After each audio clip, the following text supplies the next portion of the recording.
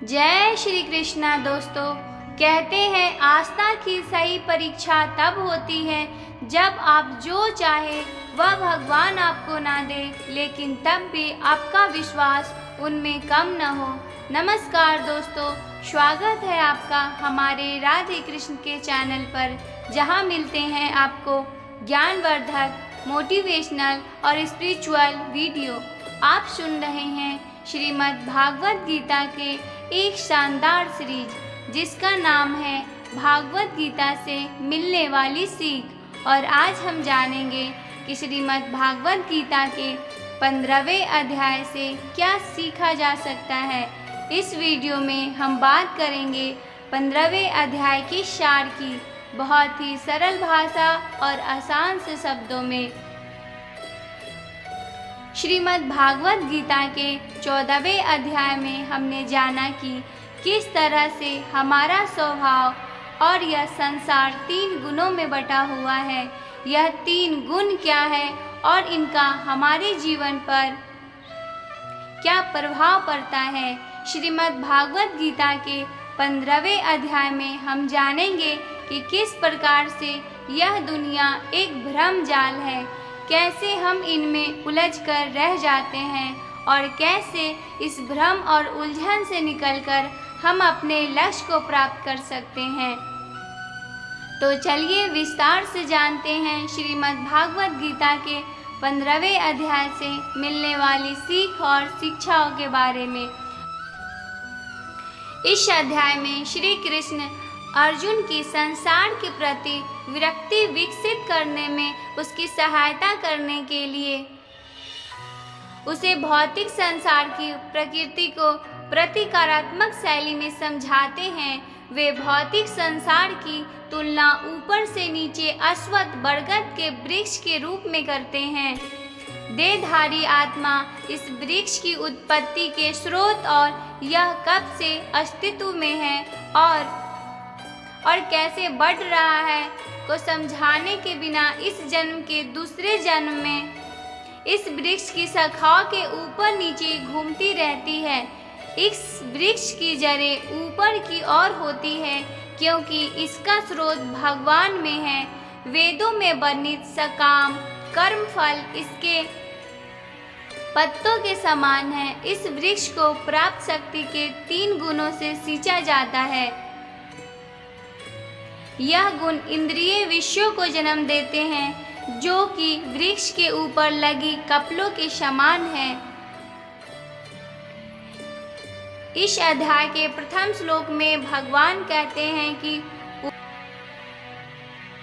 ऊर्ध्वं मूलमध्य शाखाम अस्थयं प्राहुरव्ययम् छान्द्रदाशी यष्प्रणाति यत्त्वं वेद स वेदवित्। अर्थात पुरुषोत्तम भगवान ने कहा गया है कि शाश्वत अश्वत्थ वृक्ष की जड़ें ऊपर की ओर तथा इसकी शाखाएं नीचे की ओर होती है। इसके पत्ते वैदिक स्रोत है और जो इस वृक्ष के रहस्य को जान लेता है उसे वेदों का ज्ञाता कहते हैं। भगवान श्री कृष्ण इस संसार की तुलना एक बरगद के पेड़ से करते हैं। वे कहते हैं कि अर्जुन ऊपर की तरफ परमात्मा जिसका मूल है, नीचे प्रकृति जिसकी शाखाएं हैं, ऐसे संसार रूपी बरगद के वृक्ष को अविनाशी कहा जाता है। मित्रों, भगवान 2 की अविनाशी बताते हैं। एक तो यह संसार रूपी वृक्ष अविनाशी है और दूसरा उससे भी परे परम अविनाशी है, वह है परमात्मा से वे जो इस अविनाशी संसार के पेड़ के पत्ते कहे गए हैं। अब आप कहेंगे कि वेदों को पत्ते क्यों कहा गया है, तो वह इसलिए क्योंकि भटकते भटकते हम जिस अंतिम जन्म को लेते हैं, वहाँ से हमें वेद के वह छंद जो हमारा कल्याण करते हैं, वह हमें प्रेरणा देते हैं। जो इस संसार रूपी वृक्ष को जान लेता है वह वेदों को जान लेता है। कहने का मतलब है कि संसार को जो पूर्ण रूप से जान लेता है, विदित कर लेता है, वही वेदों का ज्ञाता है, ना कि वो कि वेदों को सिर्फ पढ़ रहा है, क्योंकि पढ़ने से सिर्फ प्रेरणा मिलती है। लेकिन जब आप उस रास्ते पर चलेंगे तो आप इस संसार को समझ पाएंगे और अपने होने का उद्देश्य समझ पाएंगे। कहने का मतलब यह है कि जो संसार रूपी बरगद का उल्टा पेड़ है, इसमें तीन गुण जो बताए गए हैं, सत, रज और तम है। इन गुणों के द्वारा जो विषय और भोग वाली कोपल बढ़ गई है, यह ऊपर नीचे हर तरफ फैली हुई है। नीचे की ओर को पतंग पर्यंत है और ऊपर की तरफ देवभाव से लेकर ब्रह्मा पर्यंत तक हर तरफ ये फैली हुई है। सिर्फ मनुष्य योनि ऐसी है जो कर्मों के अनुसार हमें बांधती है, और बाकी की सारी योनियों भोग भोगने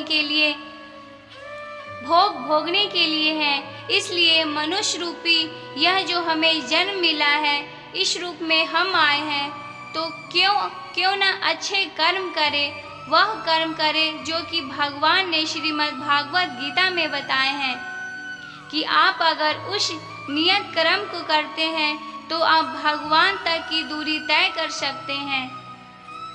देहधारी आत्मा इस वृक्ष के भौतिक अस्तित्व की प्रकृति की अज्ञातता के कारण निरंतर संसार के बंधनों में फंसी रहकर भौतिक जगत के कष्ट सहन कर रही है।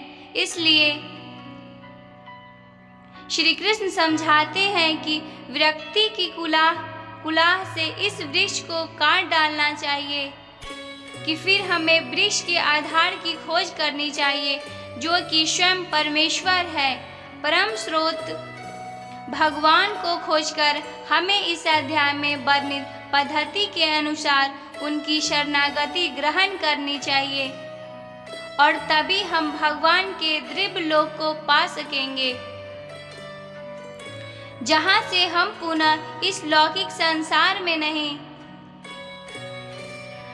लौटेंगे। श्री कृष्ण आगे वर्णन करते हैं कि उनका अभिन्न अंश होने के कारण इस संसार में जीवात्मा किस प्रकार से दिव्य है, किंतु माया शक्ति के बंधन के कारण वे मन सहित 6 इंद्रियों के साथ संघर्ष करती रहती है। वे स्पष्ट करते हैं कि यद्यपि आत्मा दिव्य है, किंतु फिर भी वह किस प्रकार से इंद्रिय विषयों के भोग का आनंद लेती है। श्री कृष्ण यह बताते हैं कि मृत्यु होने पर आत्मा अपने वर्तमान जीवन के मन और सूक्ष्म इंद्रियों सहित किस प्रकार से नए शरीर में देहांतरण करती है। अज्ञानी ना तो शरीर में आत्मा की उपस्थिति को अनुभव करते हैं और ना ही मृत्यु होने पर उन्हें आत्मा के देह को त्यागने का आभास होता है, किंतु योनि ज्ञान चक्षु और मन को शुद्धता के साथ इसका अनुभव करते हैं। इसी प्रकार से भगवान भी अपनी सृष्टि में व्याप्त है, लेकिन ज्ञान चक्षु से ही उनकी उपस्थिति को अनुभव किया जा सकता है। यहाँ श्री कृष्ण प्रकट करते हैं कि संसार में भगवान के अस्तित्व की और उनकी अनंत महिमा को जो सर्वत्र प्रकाशित है, कैसे जाना जा सकता है। इस अध्याय का समापन सर अक्षर पुरुषोत्तम शब्दों की व्याख्या के साथ होता है। सर जगत की नश्वर वस्तुएं हैं। अक्षर भगवान के लोक में निवास करने वाली मुक्त आत्माएं हैं। पुरुषोत्तम का अर्थ दिव्य सर्वोच्च व्यक्तित्व है, जो संसार का नियामक और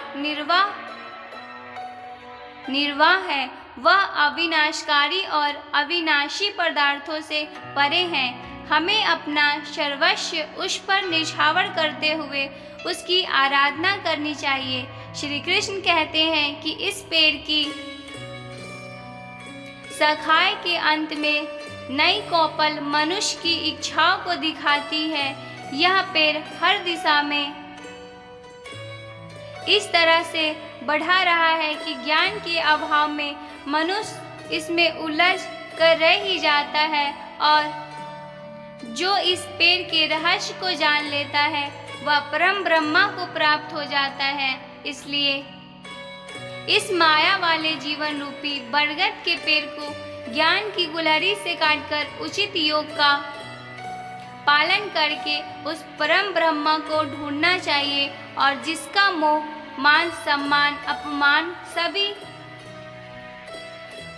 सभी नष्ट हो गए हैं और बुद्धि स्थिर हो गई है, वह पुरुष इससे मुक्ति पा सकता है। मुक्ति पाकर जिस परम पद को वह मनुष्य प्राप्त होता है, उसको कोई भी सूरज रोशन नहीं कर सकता, क्योंकि वह मेरा परम धाम है। हे अर्जुन,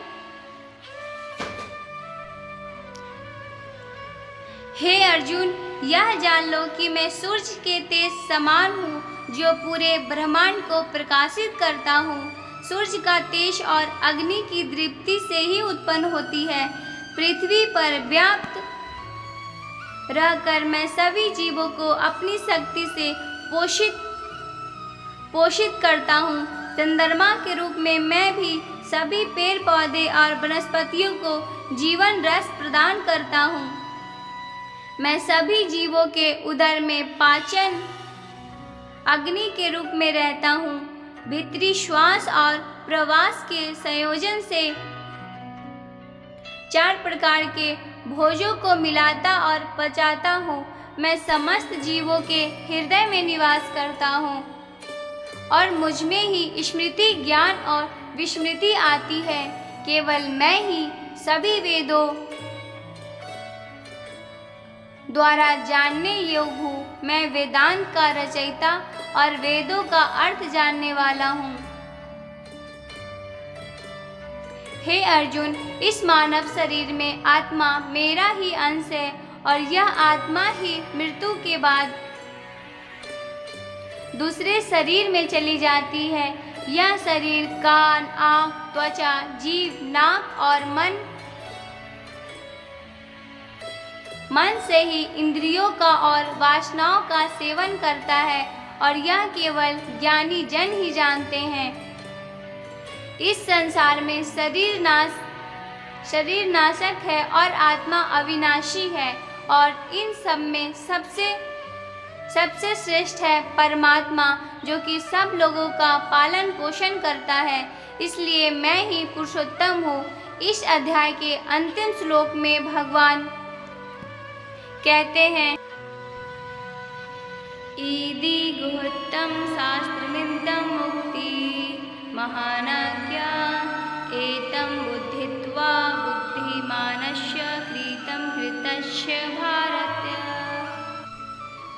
अतः हे निष्पास अर्जुन, मैंने तुम्हें वैदिक ग्रंथों का अति गुह्य यानी कि बहुत ही गुप्त और गोपनीय सिद्धांत समझाया है। इसे समझकर मनुष्य प्रवृत्त हो जाता है और अपने प्रयासों में परिपूर्ण हो जाता है। साथियों, इस अध्याय में हमने जाना कि जिंदगी में बहुत बार हम उस चीज़ के पीछे भागते हैं जिसको हासिल करके भी हमारी इच्छाएं खत्म नहीं होती हैं। हम जितनी इच्छाएं प्राप्त करते हैं उतनी ही और बढ़ जाती है। अगर हम धन प्राप्ति की इच्छा करते हैं तो धन मिलने पर और धन पाने की लालसा उत्पन्न होती है। मान सम्मान और ताकत प्राप्त होने पर और अधिक पाने की इच्छा होती है। इसीलिए उस इंसान को जिसको जीवन में कुछ बड़ा करना है, उसको अपने निश्चय से उन इच्छाओं के जाल को काट देना है। तभी वह इस भ्रम और लालसा वाले पेड़ की शाखाओं से मुक्त होकर परमात्मा को यानी कि अपने जीवन के लक्ष्य को सफलता से प्राप्त कर सकेगा। दोस्तों, श्रीमद् भागवत गीता के इस अध्याय से आपने क्या सीखा, हमें कमेंट करके ज़रूर बताएं। वीडियो को लाइक और शेयर करके चैनल को सब्सक्राइब करना ना भूलें। जय श्री कृष्णा दोस्तों, राधे राधे, जय श्री कृष्णा।